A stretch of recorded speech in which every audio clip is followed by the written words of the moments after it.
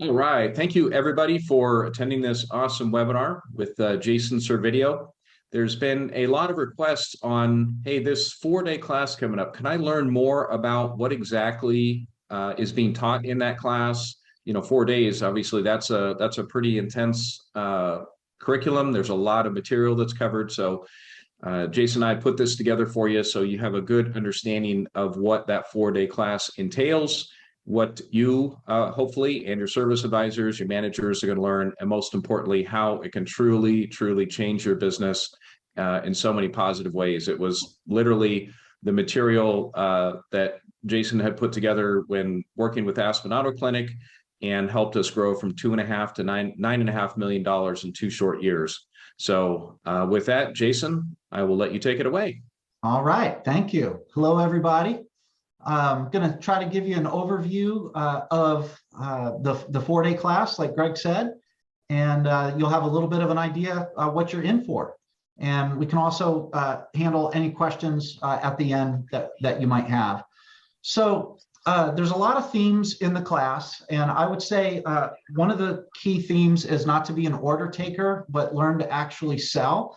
And we always say order taker with all due respect, right? A lot of us, it's okay if you're an order taker until you learn that you are one. And then after that, you're not allowed to be one anymore, right? And we mean a couple of things by an order taker, starting with the bare minimum, backing off really too easy, only focusing on the one thing that they came in for and not really getting into some other critical things that we might have found in our digital inspection. There's a lot of different forms of it, but it's really important that we learn to become professional salespeople, and that's the main thing that this class will cover. The program really evolved. This isn't something that I read in a sales book and said, let's try this, right? This is, like Greg said, techniques that I trained for many years at Aspen Auto Clinic with a lot of different service advisors, a lot of different stores. And the things that really worked well kind of rose to the top and are still here, and some of the other things fell away. So it's really an evolution, but I have this up there to let you know that everything in here is proven, right? It's not, well, I don't know, this might work, try this. It's already been proven, it's already been measured, it already works. And, I always tell people that I hope to show you a great way to do things. And what I didn't say is the way to do things, right? So are there other ways to be successful in a shop? Absolutely. But these techniques are a great way also. And we want to take the taboo and negative stigma out of being considered a salesperson as a service advisor. I know that we're many things, but we cannot ignore the sales aspect of it. No one has a job unless we sell well. And if we sell the bare minimum or have low sales, everybody suffers. We can't even keep our technicians busy. So, being a professional salesperson does not mean anything slimy. It doesn't mean you sell something unneeded. It means that you present with value and that you have an increased closing ratio to people that don't learn these skills. And a lot of the students that come out of the class that might not have wanted to be considered a salesperson going in, once they learn what we really mean by that, are proud to be called that on the way out. And that's hopefully one of the mentality changes that we create. A couple things that you're going to learn is proactively selling without making the customer feel pressure. To me, that's an art form, right? So if the customer ever feels pressure, it means that we failed. And some customers feel pressure immediately, other ones have a longer fuse. It doesn't matter. Either way, it's our fault. So people think, well, there's a high pressure salesman, and then there's, I tell them what the car needs. They can do it or not do it. I don't sell. I don't do that. Well, there's a mile of space in between there. And just because you proactively sell does not mean that you pressure people or that you're a sleazy salesperson in any way. So really, the big change we're looking for in the class that happens is a little shift in mentality. I've been told, by owners that their advisor thinks more like them now, right? And that's really important, because you can train and train and train and not really get any traction. If someone shifts their mentality and they really see it, they become more confident and they become a lot better. So we teach a lot of mentality in the class. Obviously, we're learning to sell better, and we cover a lot of sales techniques in this class, but I always say the absolute best sales techniques are ones that create a relationship. They're the ones that create a bond with the customer. And a lot of advisors don't even know your job is to create a human emotional bond with that customer. So what are you doing to create a bond, right? Telling them what's wrong with their car and how much it is doesn't do it. You have to go above and beyond that. And, you know, all decision-making is emotional. So yeah, you got to tap into the emotional part of it. And you can't wait 4 or 5 years in automotive for someone to say, wow, you guys, after 5 years, I finally believe you're trustworthy and I like you. And now I'm going to be that key dropper and just help me out. You're my people. You've got to be able to do that in 2 to 4 visits. So how do you accelerate the process of someone professionally falling in love with you? And that's the goal. The customer professionally falls in love with you. And we go through a lot of the techniques and give them specific methods on how to do that. The class is effective for experienced advisors and brand new advisors. Our classes lately have been an awesome mixture of older, very experienced advisors, newer to the industry, younger advisors, technicians that have transitioned to advisor, customer service people that want to transition into advisor eventually, owners, managers, operational managers. We've had a really, really good mix, and there's something in there for everybody. It really is a buffet. And we'll talk more about that later, but we always joke, right? If you're not super jazzed about what we're talking about right now, just wait 3 minutes and something will come up that you really like. So it's effective. Don't worry if you're super experienced or if your people are brand new, they're going to get a lot out of it. All right, so the class is broken down into 8 sales training modules, and I'll give you, I'll show them here in a minute, but I'm going to go through them one by one and just give you a little overview of each module. But it's important that I let you know that this is one class, right? This isn't 8 separate classes built into 4 days. Yes, it's different subject matter, but especially at the end, the whole class ties together as one. And I ask that, you know, you don't look at the modules and say, well, you know, I'm an owner and I'm busy and I've got to take phone calls and keep an eye on my business while I'm there. And I'll show up for that one. And this one I'm going to miss. And this one I'll get. If you're going to come. If you can't come, no hard feelings. We'll catch you on the next go around. We do this all over the country a couple times a year. So I really need you there for the whole class. And I need you to look at this all as one class. Structure for success, winning on the phone. I am master. I know that's a funny title. We'll explain that.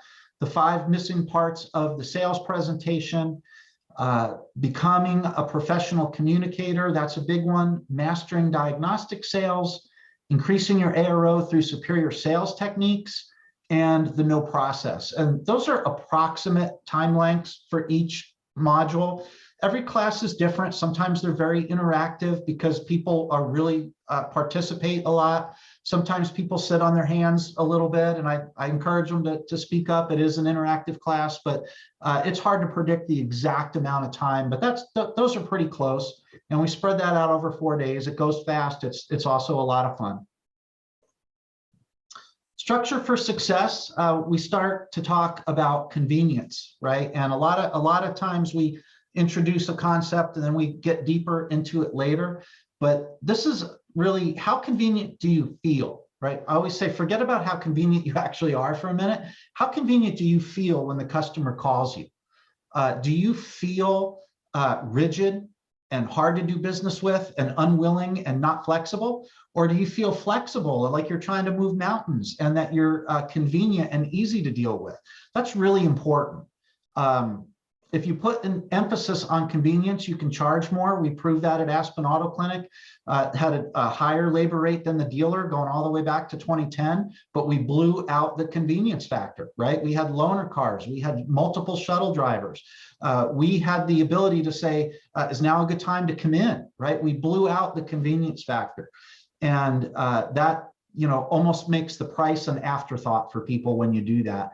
I have the Great Wall of China up here as a little bit of a metaphor. We joke about a lot that sometimes we accidentally put the Great Wall of China, we build it around our business in the form of restrictions in our structure. We don't mean to, right? But I can't look at your car for 2 weeks. That's a Great Wall of China, right? And we talk about that people will wait 2 weeks to get a repair done. I've seen it. We all know that they will. Here's what they usually won't do. They won't wait 2 weeks for initial information, right? If you can build a system, and we suggest ideas that gives customers initial information quickly, you can outcompete all the shops around you, and it doesn't really matter what your price is. But trying to tell someone that I can scan your check engine light 2 weeks from now, usually that's the Great Wall of China. You have to pay, overqualifying people on the phone, maybe. It's $100 for us to pop your hood without a great explanation of why. That's a Great Wall of China, right? So we have to examine some of these things and make sure that we're convenient to the customer.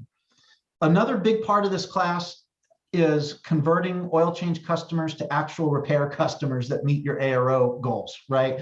And I think a lot of advisors, all of us, me included years ago, we forget to strategize. What type of customer do I have in front of me, right? An oil change customer that entered into an oil change contract is a little different than someone with a direct concern asking you to look at a problem. And I think we treat them all the same. Customers of customer. And we beat our heads against the wall trying to treat an oil change customer that we might just be trying to introduce to us and get them to like us and become a great customer. And we just go through the same process with them. And we show them a $4,000 estimate on their oil change, and they say no. And if we do that 10 times, we might sell one.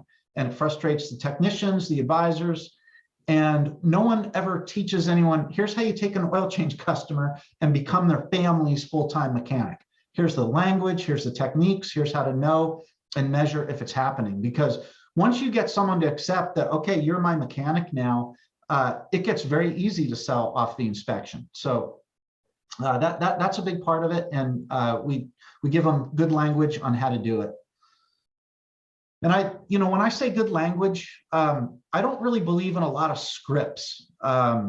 There's things in the class, in the book. You do get a very comprehensive book. Everything that's presented on the slides is in the student's book. The quotations are how I say things, right? And if a student wants to, hey, here's how he says it, it works, by all means do that. But when I say make it your own, what I mean by that is I like to teach people the concepts, the principle, or here's the 3 points that need to be made in this conversation, and let them do it with their own personality, their own vocabulary. And then it's natural, and then it sticks, right? Where scripts, you're always trying to enforce them, and the way the script is written might be outside of someone's natural personality. I like to help people communicate the point that has to be made with their own personality. And when I say make it your own, that's really what we learn to do in there. In the Structure for Success module, we explain to advisors and even owners sometimes, you may not realize it, but you have a sales system. Maybe it's not well defined. Maybe you've never thought of it this way, but I promise you have one: a sales system, a marketing system, and an operational system. And one of the ways you can go right to the top and increase sales is to make sure that they're not working against each other, that they're working together. And we talk about some pretty funny examples of the systems being at odds. Believe it or not, as service advising, selling the ticket is what's near and dear to my heart. And there's nothing more frustrating when the operating system or the marketing system is literally in your way instead of helping you. So this is something Greg and I figured out many years ago, and him being the main marketer and me being the main sales trainer, once we really had a coming together and got those systems working together, and then saw kind of how the operational system was against what we were trying to do, when we got all three of those things in sync and educated the whole company on what they were, then we really that was a big step in our development. So we talked a lot about that in this class, and I'll give you a lot more detail in the class. Advisors learn that they're responsible for car count. I know that not all of them like that at first. A common thing that I hear over the years is, hey, my sales, I have great gross sales, I maintain margin, I have great ARO, the owner just has to get me more cars. That's all we need. Well, until you know your conversion rate, like your personal conversion rate as an advisor, that's not really true, because all the owner can do and all any marketing system can do is make the phone ring. The service advisor, whoever's answering the phone, creates car count. So we learn that, let's say you have two advisors and they each take 100 phone calls during the month, the week, whatever, of qualified leads, right? Customers asking for information, customers maybe wanting to come in. If one advisor has 15 cars that they get in the day tied to those 100 phone calls, right? They have a 15% conversion rate. That is not anyone's fault, but the structure, maybe you accidentally have the Great Wall of China, or the phone skills need to be worked on. If the other advisor gets 60 cars out of the 100 and has a 60% conversion rate, obviously that's a lot better. So one thing, we can be, as service advisors, extremely valuable to the owners of the company if we have a high conversion rate. And we need to know it, no different than we know our GP percentage, our gross sales, our other margins, our ARO, right? I also need to know my conversion rate. And we just can't stress that enough. And advisors do take to that. Like, they may have never heard it before, but once they hear it, they agree. And also in the phone class, we go through a lot of techniques that really show them how to have a high conversion rate. Doing things that put the odds of a sale in your favor without meaning to. Sometimes we do things that reduce the odds. In other words, no matter how skilled you are, you're doing things that decrease the odds of making that sale today. And at least having a system where we increase the odds, no matter what our skills are. You know, the Holy Grail is to have a system like a casino has, right? They don't throw the machines in there and wonder, I wonder if we're going to make money or not. Like, they already know their system is in the house's favor. And then they have very highly trained, intelligent people that operate their system, right? If you've ever talked to a blackjack dealer, it's not some meatball they drug in off the street. It's a high trained, intelligent person running a system that's in their favor. And we want to structure our processes that way, that just put the odds in the favor, give the customer the highest odds of doing the work today. Winning on the phone. This is a big class. This is about a full day of the class. The main focus is capturing customers, having that high conversion rate, and being able to actually schedule appointments that a lot of other shops miss. And just some basic and advanced skills that get that done. This class is not about etiquette, information gathering. Here's how many appointments a day you should schedule. Here's if and when you should schedule waiters or not. None of that. This is simply about when the phone rings, we're selling an appointment.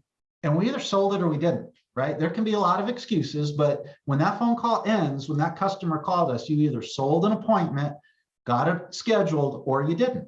And it's not an excuse that the customer wants to come in Thursday, but we can't see him until Monday.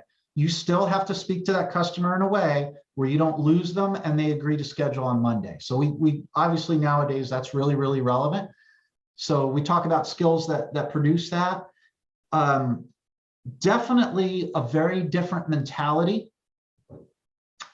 comes out of this class. A lot of excitement and motivation, I think, comes out of this class. I like to think that I motivate people while I'm teaching them. And once they really get these techniques on the phone nailed down, they just think differently. They just have a different mentality and more confidence.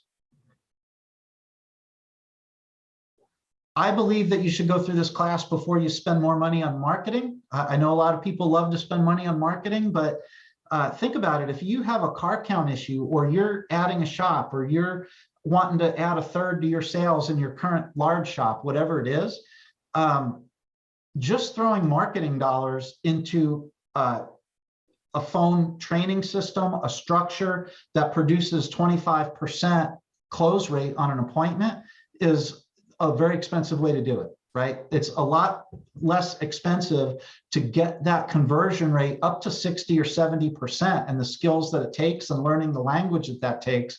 We know what the language is. You'll learn it in this class before you throw marketing dollars, because you may have enough phone horsepower right now to produce a third increase in sales and get more appointments and more cars. It's simply a matter of listening to those calls and learning what's going wrong. And we actually have an inbound phone call quality assurance program that I oversee, where we can actually do that for you, but we work with you as the owner and teach you the skills. You don't have to listen to 13 hours of phone calls every month for your shop like we do.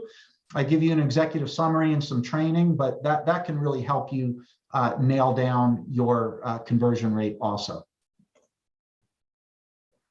This class was created from the process of me listening to thousands of real inbound calls. So I was mad at him at the time, but of course, super happy he made me do it now. But 1 full year at Aspen Auto Clinic, Greg had me listen to almost every single inbound phone call for 4 shops. Melt your face amount of phone calls. I mean, wow. And I cataloged them by advisor, and I would bring advisors in one-on-one. We would listen to their calls and do training.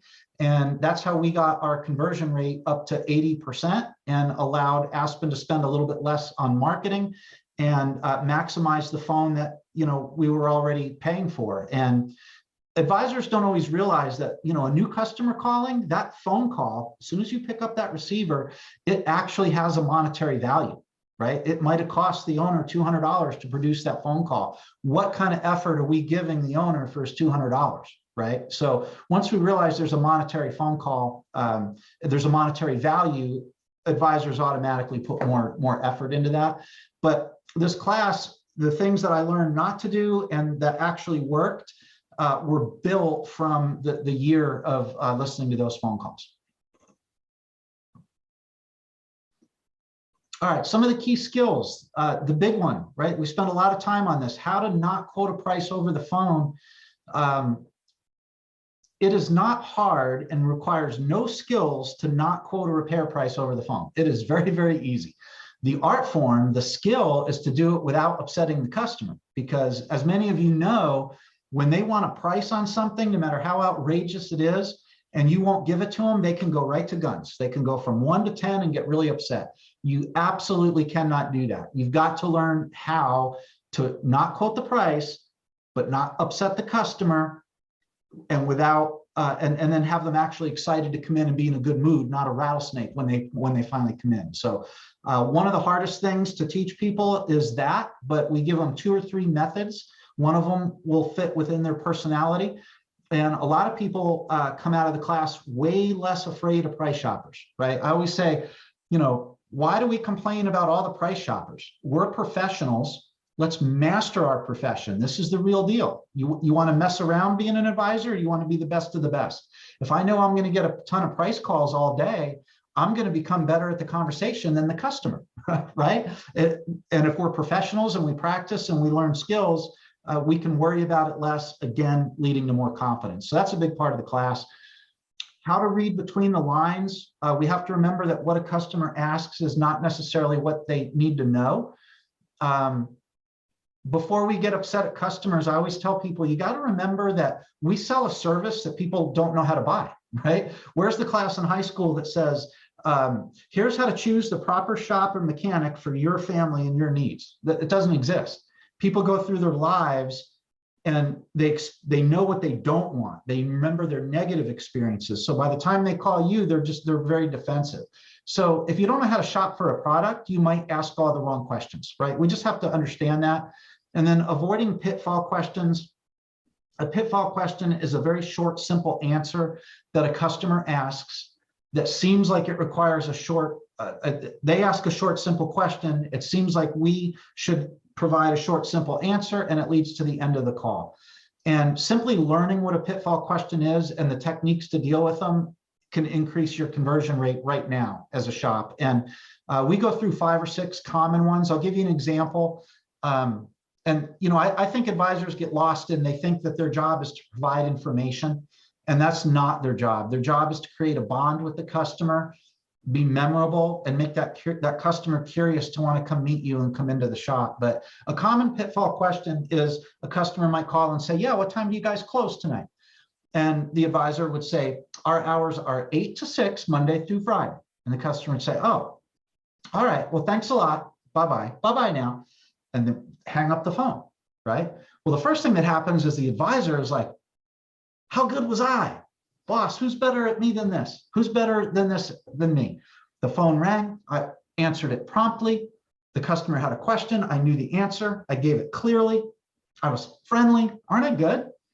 Well, not really, because what do we not know about that call? What did the customer want? Why did they ask that? Just because they ask what time you close, that they didn't need to know that. They needed to know something else, and it's up to us to dig that out. So an alarm bell needs to go off when we hear, what's your labor rate? What time do you guys close? All these are pitfall questions. An alarm bell needs to go off. Don't fall in the pit, which leads to the end of the call. So we spend a fair amount of time on that, and that's immediate results for people right there. A big one too, how to schedule a customer a little further out than when they want to come in. They all want to come in right now, I know. But just because we can't get them as quick as they want to come in, I hope you can. I hope you have the staffing to do that. But if not, you've got to learn skills and techniques to convince customers to come in a little bit later than what we wanted. And that's than what they wanted. That's a big part of the class. How to prioritize broken cars. I believe in prioritizing broken cars. Yes, I like to wow oil change customers and make them lifelong high ARO key droppers. That requires a little bit of a process. But if someone has a broken car, they want us to be their mechanic right now. Right? I don't have to change their oil for 3, 4 years, 2 years to impress them. They want me to be their mechanic now. I believe in prioritizing them, but I don't want to say no to oil changes, because I still want to grow the business and bring new customers in, and service. It's a very important service for our existing customers. So how do we balance it? We talk a lot about balancing the broken cars and the oil services. And then how to put some rules around answering the phone. The bigger the shop you run, the more of an issue this probably is. If you're the only one that answers the phone, maybe you could take a little mental nap during that session. But if you have 2 or more people answering the phone, I think it's important to have some guidelines and give you a lot of options on how to do that. Here's an example though, like if you might need a guideline. If you have 2 advisors or a manager and advisor, and they're both very busy, and the phone rings and they look at each other like this. They're staring at each other. What's happening there, right? What do they, does it mean, gosh, I answered the last 5 phone calls. Can you finally get one? I got a stack of stuff here. Or does it mean, if you're not going to answer it again, I'll get all the appointments in my name. I love it. You don't really know. And, we don't dispatch that way. We go through a lot of headaches to have a clear black and white duplicatable system to dispatch. But why is it a free-for-all when the phone rings? No one knows who should get it, when, right? So that helps a lot of people, especially in a busy shop, especially if you have 2, 3, 4 people answering the phone. IM Master module, I know that's a funny title. It's an acronym that will become clear at the end of the class what that means, but it's really all about mastering the counter, mastering the write-up, especially on an oil service. If you use direct mail or advertising to bring in customers, this class is a must. It'll show you how to leverage those when they come in, instead of just grabbing them, sticking them under the counter and gathering information. It'll show you how to leverage that marketing tool. Even if you don't do direct mail, this is still a must. There's some great sales things that we can mention at the counter that increase sales before we even get the car in. And I think we tend to turn it into an information gathering session, which is very transactional, not relational at all, no relationship building. And we miss the boat on a lot of great things that we can say. And we learn about it in this class.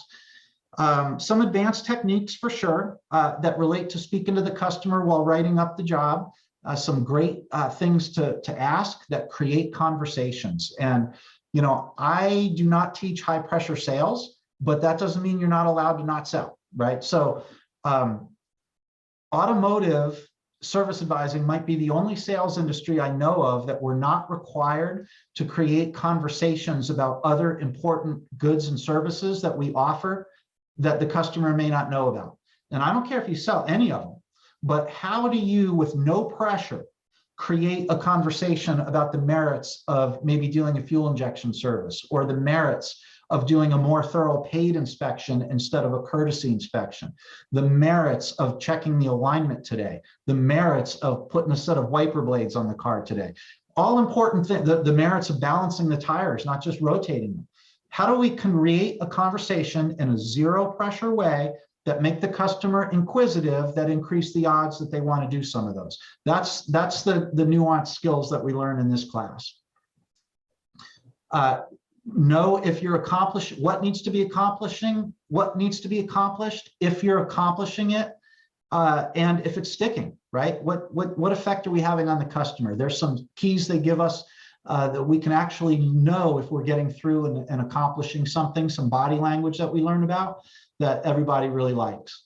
And again, this is another class that was really, I wrote this class and built this class to connect and correct all the disconnects between marketing, operations, sales, and also to accomplish what the owner wanted, right?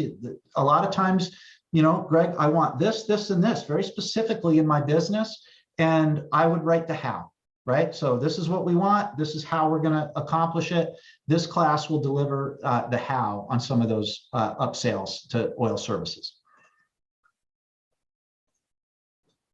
How to proactively sell to oil change customers without ever making them feel pressure. If they feel pressure, we blew it. You don't have to worry about your advisor coming out of this class as some high pressure salesperson. Matter of fact, just the opposite will be true. How to increase the number of opportunities. This is lost. Sometimes we forget about this. I always say that good salespeople know how to capitalize or jump on an opportunity when it stares them in the face. Great salespeople create new opportunities out of thin air, right? Out of thin air. So maybe one oil change write-up with advisor A, there's 1 or 2 opportunities. If they deal with advisor B, there's 6 or 7 opportunities to talk about things, right? In a very fluid, no pressure way. Advisor B has skills on talking to the customer that create opportunities for them to learn more about us and other things that they could be doing to their car. So, you know, the ultimate example of trying to create a new opportunity out of thin air, we all probably do it, is your digital inspection, right? Why did you institute the digital inspection in your shop? To increase opportunities, right? This is no different, except we're doing it with language. And it works seamless with your digital inspection as well. How to identify if you're succeeding in converting that oil change customer, I come in for oil changes, to becoming their full-time mechanic. That's what it's all about. How to make the customer view you and your business very differently than they otherwise would. You have to always be defining your business. You have to create the narrative. Don't ever let other people define what your business might be about, right? And I remember one time when we opened up a brand new store and we got a little ahead of ourselves. We were freewheeling. We were trying to draw too many customers in, not being thorough. And I heard a brand new customer, husband and wife, say something that made me fall on the floor and made me realize we've got to slow down and put some systems and do things to increase our odds with these customers. These are brand new customers in a brand new ground up store, right? We didn't have existing customers. We were doing it, you know, the hard way, heavy lifting. And I heard the husband say to his wife, honey, this is the nicest oil change place I've ever seen.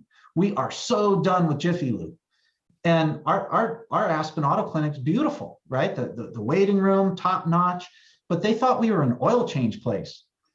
They were defining our business. We were not defining our business, right? So that was a very eye-opening day for me that changed a lot. And a lot of what I learned is in this class that would help you too. How to improve the odds for a sale on the next visit. Okay, maybe you didn't sell it today. No one can sell everything, but what did you do to increase your odds for next time, right? What did you do to make this customer easier to deal with next time? I think we forget that that's part of our job, right? Is, not all customers come to you as a key dropper. Create the type of customer you'd like to have. Sometimes that takes some techniques and some skill, but you need to improve your odds for next time too. We talk about how to do that, and then ensure that the customer actually returns.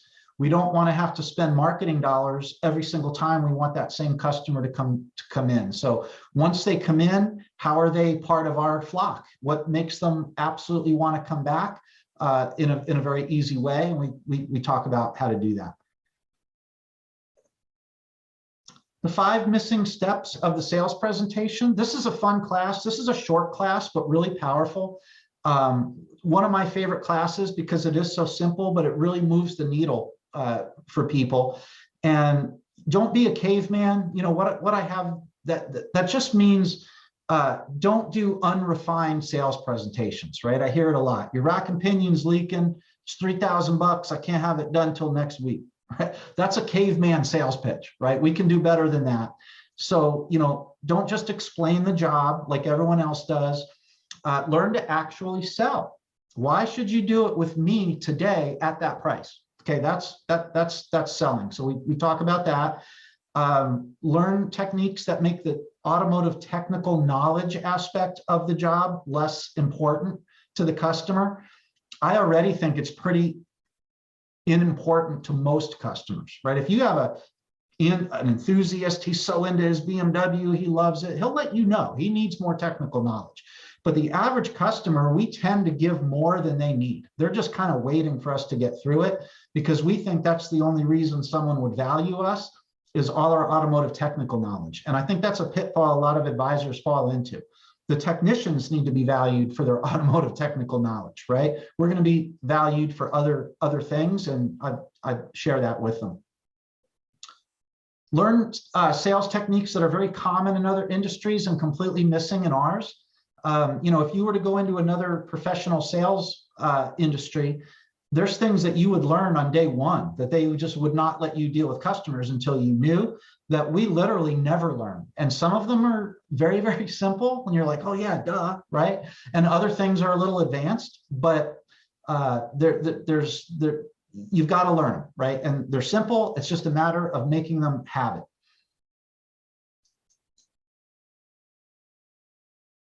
Follow a series of steps, number 7 there, for consistency. Consistency is an issue. Whether we like to admit it or not, this is a mood-based job, guys.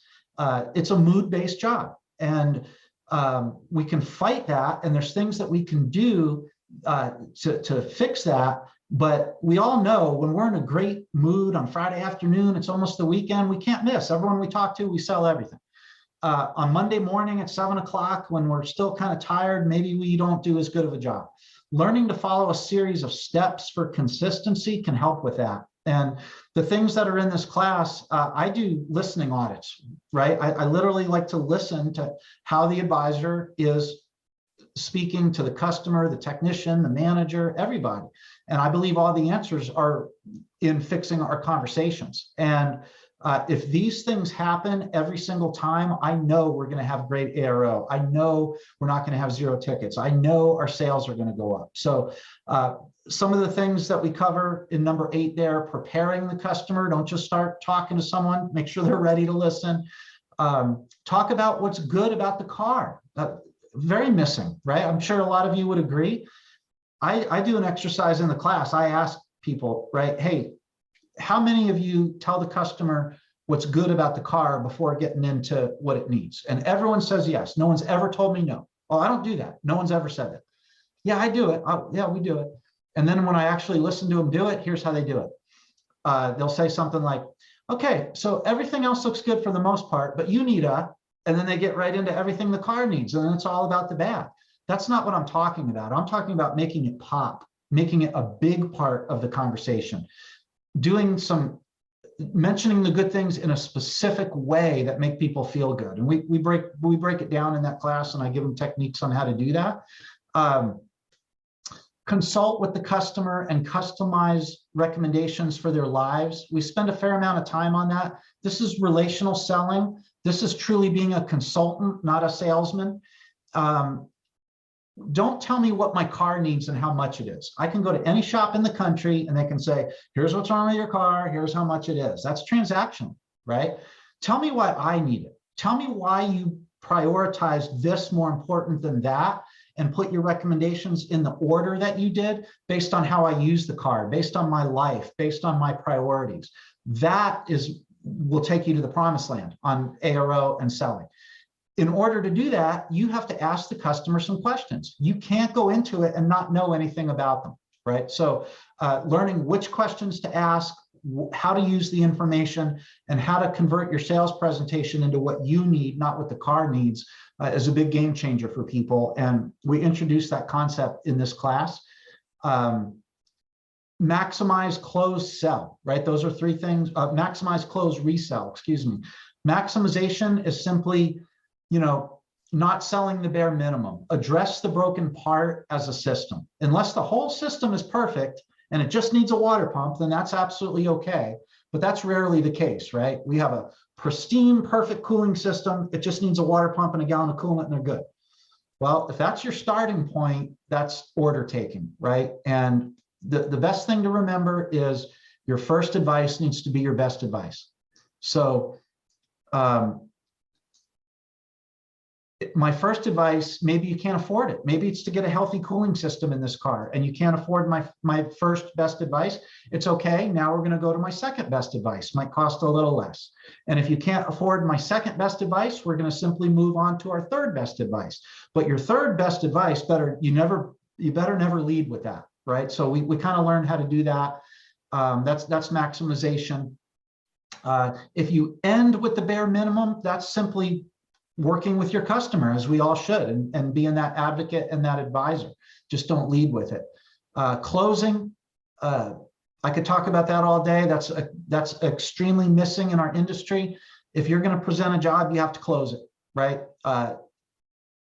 We go through a lot of different methods of closing.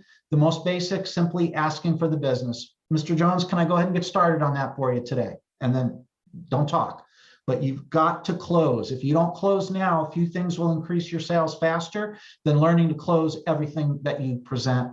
And then resell the job. You'll get more detail in the class what that is. It just means don't sell and forget.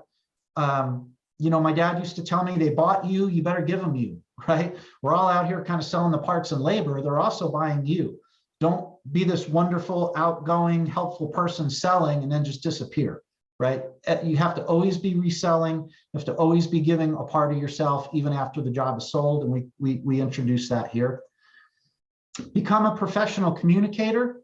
There's a professional communicator right there, Dan Taylor. This is probably the least sales focused class or module that I do, but there's a lot of great sales material in it. Don't let that fool you. I can't help myself. There's some game changer things in here, but this is mostly about understanding that communication is the overall business we're in and mastering it, right? We have to have a higher standard for ourselves when it comes to communication. It's probably why you were hired, right? We like to think that we're all hired for our great looks and our fast typing skills. That's not why the owner hired us as advisors. They hired us because they think we'll be great advanced communicators. And that's not just with customers, that's internally as well. This is what will make you into a true professional. A top 1%er advisor is going to be a professional communicator all the way around. This class we go through for many hours, the specific areas of communication that it takes to be considered that.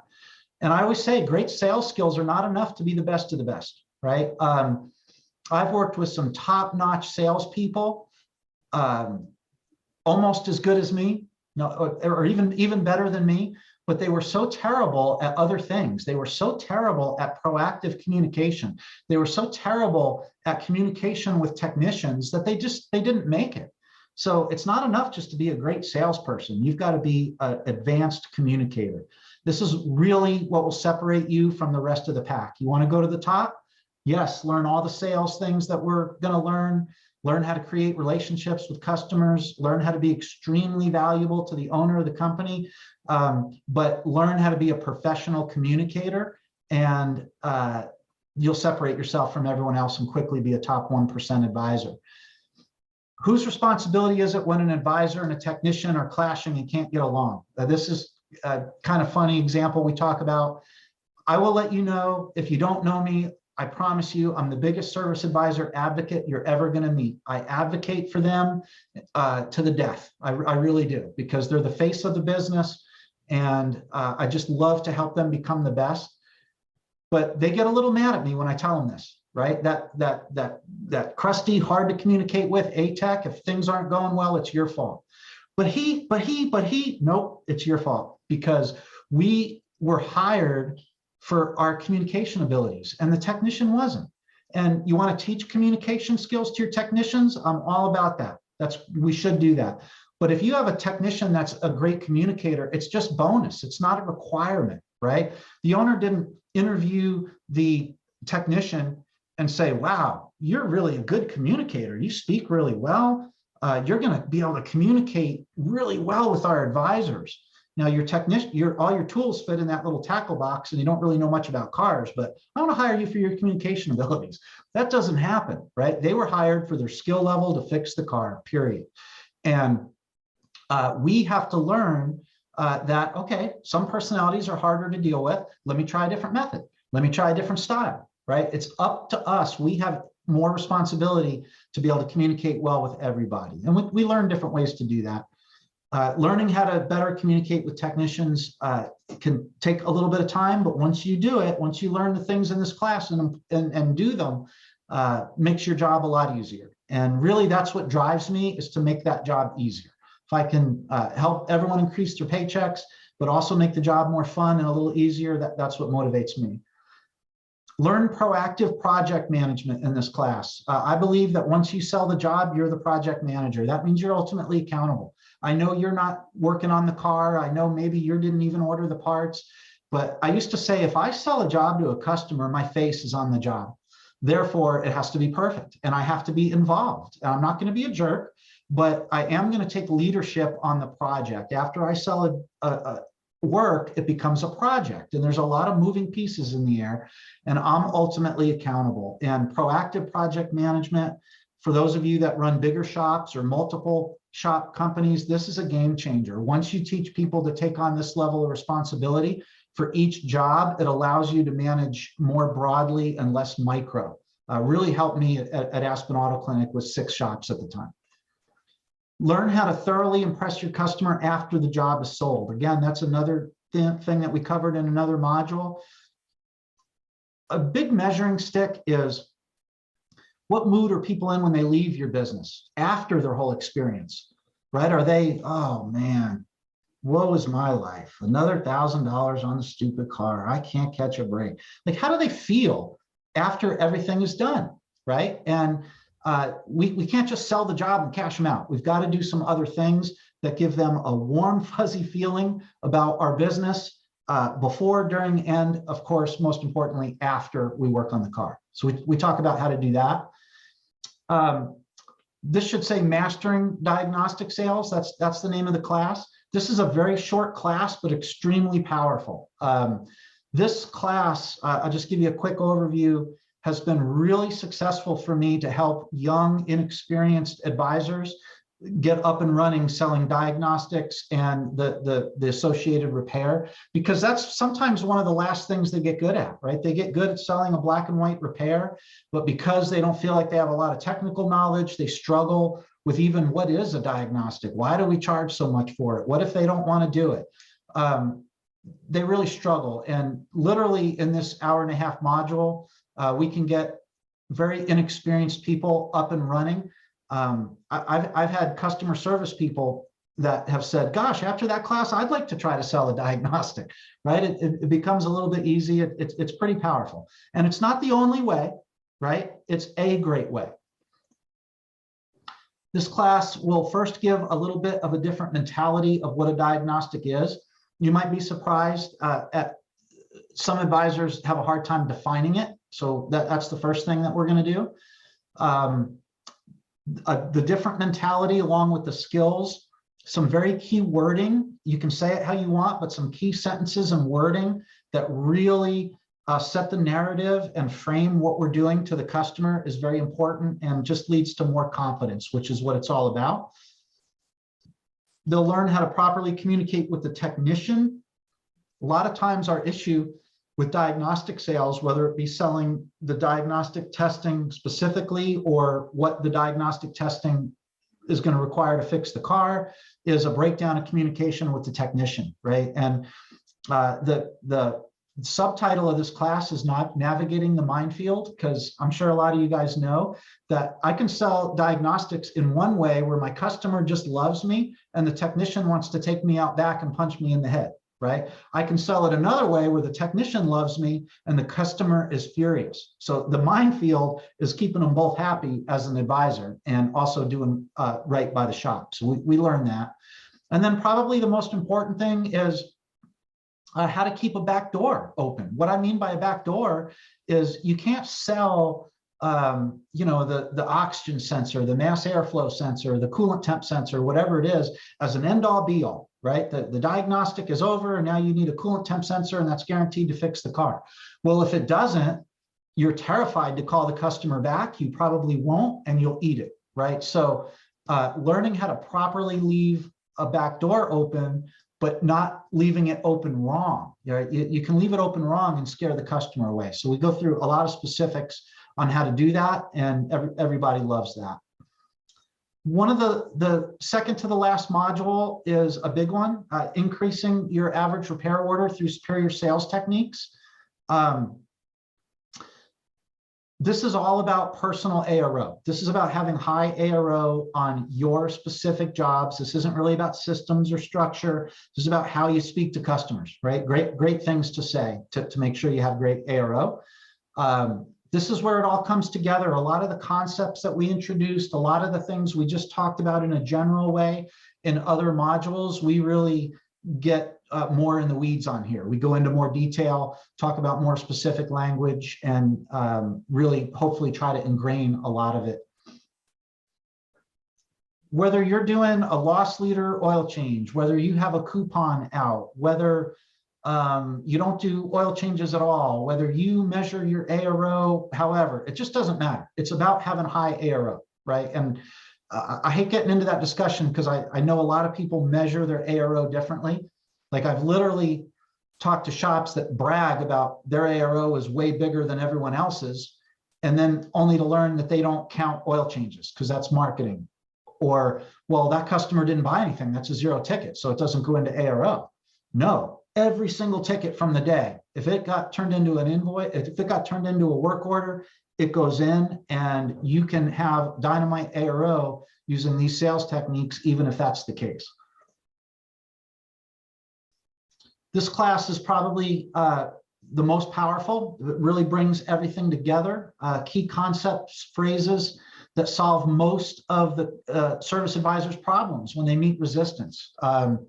You get a very comprehensive book, like I mentioned, when you go through the class, and I give everybody a highlighter, and I recommend that you highlight the things in the class that are most relevant to your business model, that speak to you. Oh, I really want to learn to say that. I want to practice that. I want to get better at that one thing. And then go back in a peaceful time space after the class and review your own highlighting. And I bring that up because there's a lot of highlighting that I see people doing in this class. To learn how to overcome objection and push back on price, that's a big part of the class. There's a whole section of this module of after the customer says no, what do you do? I'm never going to high pressure someone after they say no, but does that mean that I give up? Do I turn into that proverbial puddle of glue and flow away on the floor and lose my spine because they said no? In automotive, everybody resists a little bit. They didn't wake up this morning expecting to have to spend money on their car. Sometimes that resistance is just a little bit of shock, right? And we talk about that. They'll know how to continue to sell after the customer says no, and I promise you, in a no pressure way, in a way that's comfortable to them, gets a lot of people pretty excited, because a lot of service advisors don't know what to do. They'll learn how to carry themselves differently and be seen and respected as a true professional. That confidence jump is a big part in performance for an advisor. And I believe that after the whole 4-day class, there's some real transformation into a true professional advisor that takes place. A lot of confidence, a lot of key things to say. You got to enforce it. You want to stay on top of it, you know. But what you need is really in there to be considered a true professional and become the best. Boldness, a key thing that I tell everybody is you got to be bold and unafraid. And a lot of the things I teach, sometimes I'll stop and everyone will be like, oh, that's great, I love it. And I ask, hey, is that skill, what I just taught you, or is it just boldness, right? Is it skill, or is it just, are you brave enough to say some new things, or are you shy? Are you brave enough to say some direct things that are still very professional and kind, or are you too shy, right? If you learn to become bold, you'll go right to the top. That's the #1 difference between advisors is in performance. It's not necessarily skills, knowledge, it's boldness and confidence. And they will have it. I could spend way too long on this slide. I know we're probably getting there on time, so I'll go through pretty quickly. But in this ARO class, some specific techniques that we go through: identify and create curiosity. That just means learning to speak in a way that makes your customer inquisitive, because if they are, they're very easy to sell to, right? Are you speaking in a way that makes them ask you a question and then allows you to build value into the answer of their question, right? So a little bit complicated, but we go through that in the class. That can be a game changer. It's a nuance, but it is much easier to sell to a customer that's curious than to just be presenting it out of the blue to someone that's dead quiet. So speak in a way that makes them curious. That's all that is. Be a consultant, very near and dear to my heart. We talk about learning the customer's automotive life. What is that? What is their automotive life, right? And we go through some exercises. You can learn it pretty quick. And if I can learn your automotive life, I am now qualified to be your consultant and tell you and give you my best professional advice. And, you know, we talk about that. You want to be an advanced salesperson without being salesman, right? You guys know what I mean by that? Then learn consultative style selling. Just sell by giving your best professional advice. That's all you do. Very, very easy. Expansion and maximization. We touched on that a little bit. We get a little bit deeper into what those actually are. Big parts of ARO are maximization. Where did we start? Where did we end? Learning that process, how to work through that. Tout your experience. Really near and dear to my heart. Very, very important. Very few advisors do this. This is a game changer that'll increase your performance on day one that you start doing this. Think about this for a minute, that I need you to love and trust me and take my advice as a professional, but you have no idea if I'm qualified. A better way to say tout your experience is establish your credentials before you sell. What does your shop, what do you as an advisor, what do you do to establish your credentials? What are the credentials of yourself, your shop, the technician, the reputation? You have to do that to every customer every single time, or why would they listen to you, right? Everyone thinks they know everything about cars because they can go on YouTube. Why would I listen to you? Well, if I don't tell you why you should listen to me, then you probably shouldn't, and I can't truly be your consultant. So tout your experience and of the technician and of the shop. We go through some very specific language and examples of how to do that without sounding arrogant or bragging. No one died selling. That's just my funny term for keeping things positive when you're presenting work. We got to stop this. Yeah, unfortunately, you need right? No one died today, so don't act like it. Right? The $60,000 car needs $1,000 worth of work. I'm not good at math, but what percentage is that? How can that be bad news? Present it in a positive light. This is a technique that advisors can make It can almost become their signature, right? And I'm going to do a class in the future on what is your signature, right? There's 10 or 12 things that if I get to know you, I kind of learn your style. And there's certain things, if you don't know, that your style would fit into better than others. And if we can separate that out, can help you a lot. But no one died selling is a signature, right? I frame things, unless it's truly the worst thing I've ever seen, which I doubt it is, I frame it as a positive thing. And we don't act like it's this big unfortunate thing. And here's a way to present that. Owning your value statement. I know a lot of advisors that come into my class work for great businesses that already have a mission, vision, culture, value statement. And I ask them to recite it. And that's when everybody wants to crawl under their desk, break eye contact. Don't look at him, he'll call on you. And it's okay, but very few of them can give me much more than a couple of key words or a sentence. And that's because they didn't write it. Usually the owner can recite it because they wrote it and it came from there. And I teach advisors how to create their own value statement. Why do you go to your shop every single day? Right? What is valuable about your company, your shop, your technicians, you personally? And you need to be able to state that passionately that make customers think, wow, okay. And I give them a little homework on creating their own value statement. It's really a lot of fun. And it's just part of adding value when you sell, right? They need to know how to do that. Closing, we go through some common ways to close. The best close is the one that you're most comfortable doing, right? I learned a long time ago that, teaching someone the advanced close that might be above their confidence level at the time, they're not going to do it unless I'm standing there, right? So I've learned to make sure that advisors, you can be uncomfortable to stretch and grow and learn new things, but you need to be comfortable in your day-to-day environment. I believe that. And as your confidence grows, you can learn more advanced techniques. But for now, whatever close you're the most comfortable with, that's the best one. Just make sure you do it every time. So we hit on that. Diffusing, not overcoming objections. They're very different. I think the whole industry overcomes objections. If you're not careful, you can come across as bitter and defensive when you overcome the customer's objection. You'll win the battle, great job, but you lose the war. You did not make that customer professionally fall in love with you. So diffusing objections is a different technique, and we give a lot of examples of it. Pre-qualifying the discount. This is controversial. If you offer a discount, there's a right and a wrong way to do it. And I am not here to tell you that you should discount a job to be able to sell it or not discount a job in order to sell it. One thing that we pride ourselves on at Transformers is we learn the business model and the values that you have that you want to run, and we help you run that business model. And if someone said, I don't ever want any discounting, no matter what, period, end of story, I would be able to help.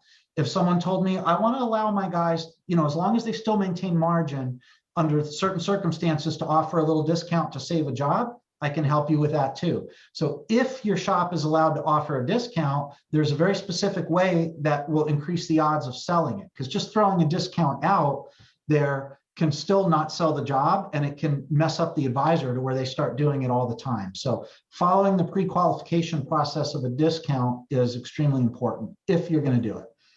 Bring the customer back to you and refocus the customer. Those are simply techniques for after they resist or say that they don't want to do work, a way to continue to talk to them without pressuring them. Lots of fun. Don't give up so easily.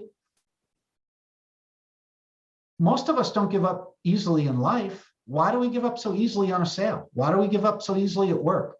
A lot of people are literally tenacious in their personal life, and then they get to work and the customer says, no, I don't want to do it. And they say, okay, I'll print you an estimate. See you next time, hopefully.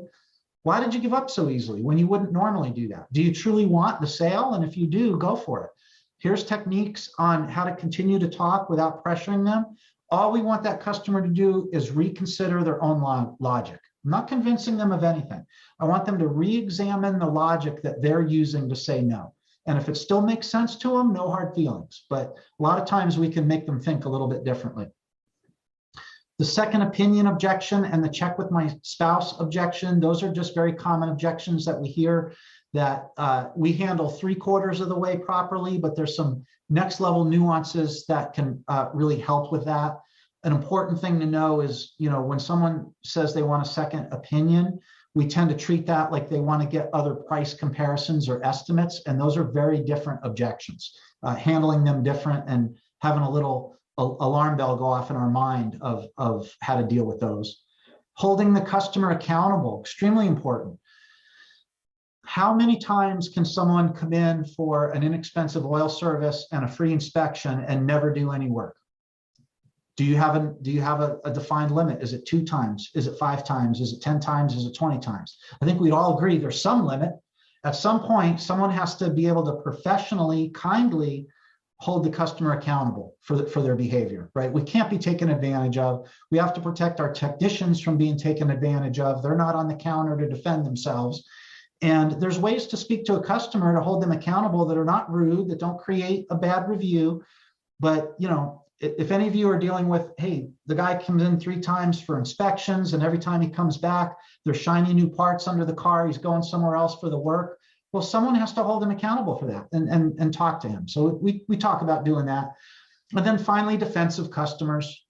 If we ever make a customer feel pressure, we learn a parachute, pull your parachute, you're falling, and say this. It usually calms things right down, decompresses the situation, and makes the customer instantly not mad anymore. So we talk about language and things to say to customers that get defensive.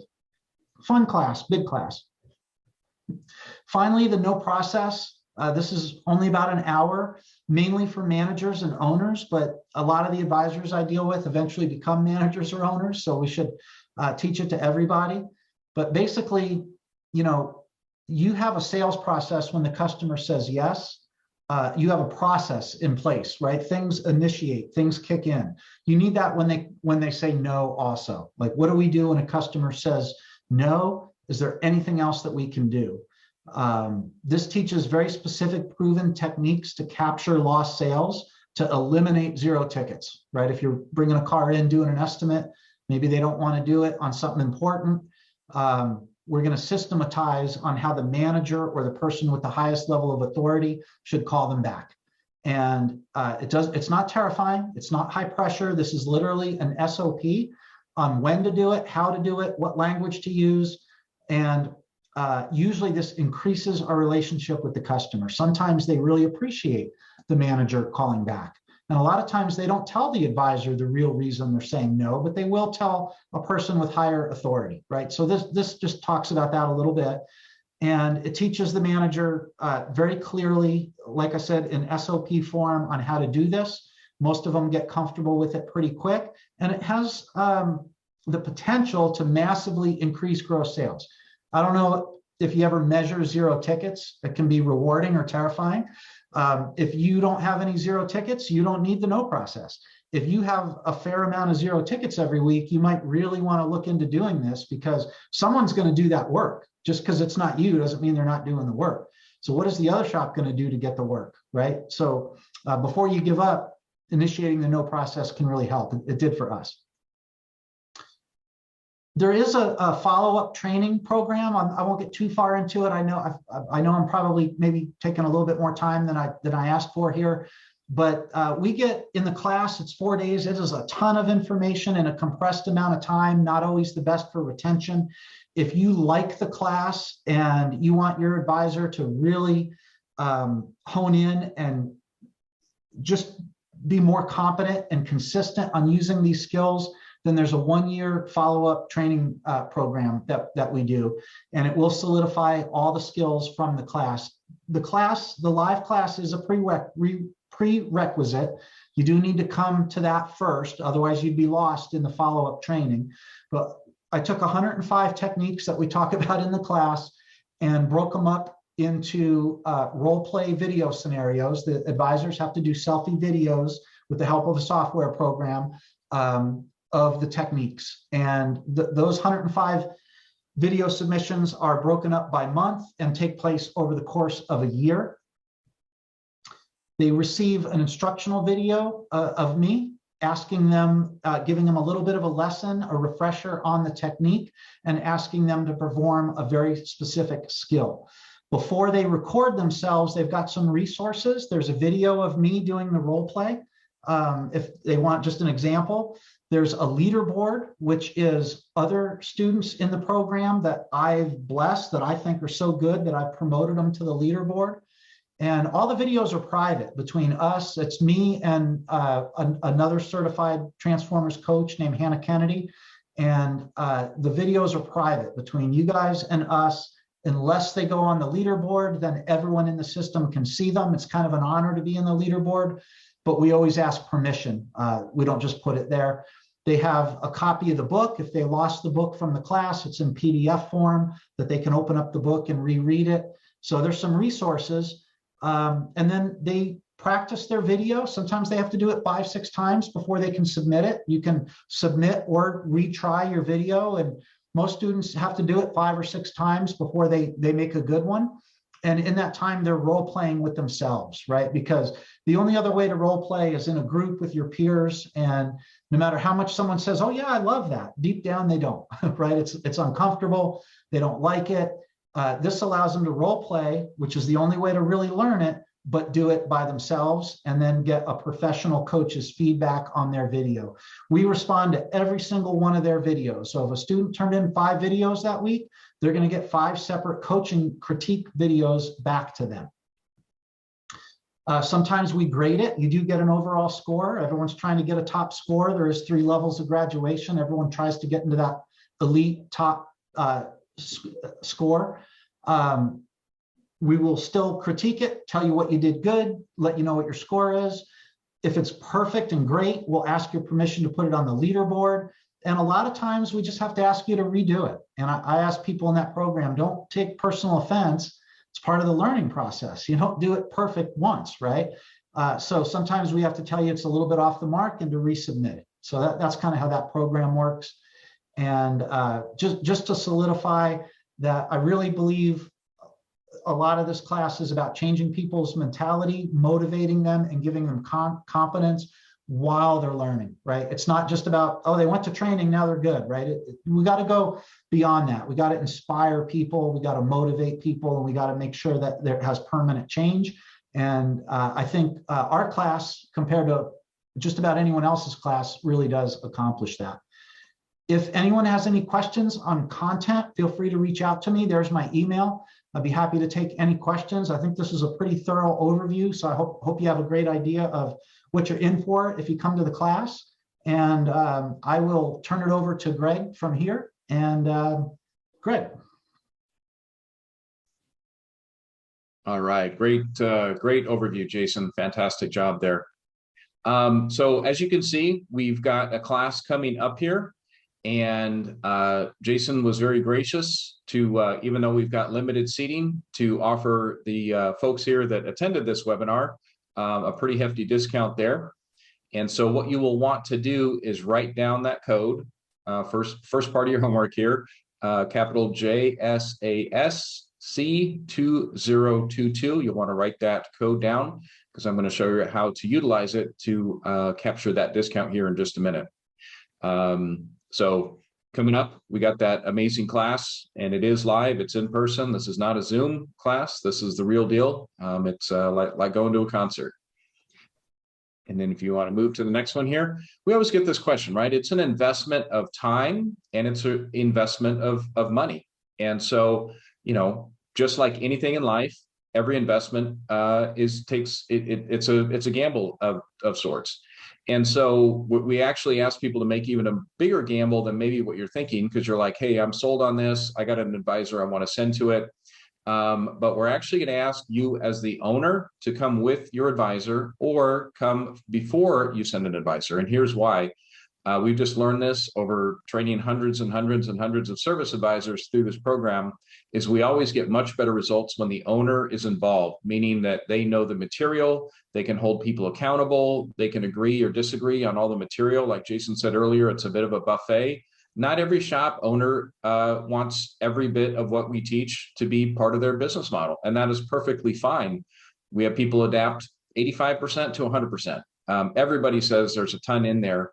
But if you're the owner, you're going to know what you want put in place in your shop versus, what traditionally happens with service advisor training. We send somebody off, we spend a bunch of money, they come back and either they start doing some things differently and we question it. And as soon as we do, we pretty much throw the baby out with the bathwater, or they come back and they don't change very much. And you go, man, was that class a waste of money? Well, there was no accountability. You don't know what they learned. You don't know what they should be implementing. So the question goes, well, Greg, I'm not even on the counter. What, that doesn't make sense to me. I'm not that owner, right? I'm trying to get off the counter like you teach. Well, that's okay. You need to have a level of accountability over what your people are learning and how to hold them accountable. And I promise you're going to get that much more out of the class itself.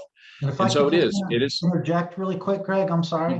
Just to add to that is the retention level will be way higher with your advisor if they know you've at least heard it. You don't have to be an expert in everything I'm teaching, but if the people that you send in the future know that you've been exposed to it, they take it more seriously and their retention is way, way higher.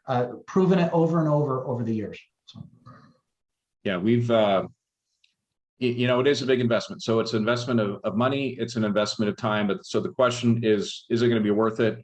And I don't think we've ever had somebody say that they didn't get any value out of it. We've never had to. Everything we do has a money back guarantee, but no one has ever asked for their money back. In fact, we get testimonies all the time of people getting this investment back in 30 to 60 to 90 days because they're massively increasing their sales, they're massively increasing their conversion rate. So when they actually learn how to get people off the phone and into the shop and get the cars fixed and put that money in the bank. So like I said, with what we're offering here today, with the $500 discount, the money back guarantee, we are taking on all the risks and you potentially gain all the rewards by putting some of these tools and practices into place. So we're very proud to have Jason Servideo on the Transformers team. If you've done any research, you know that he is known as the best service advisor trainer this industry has.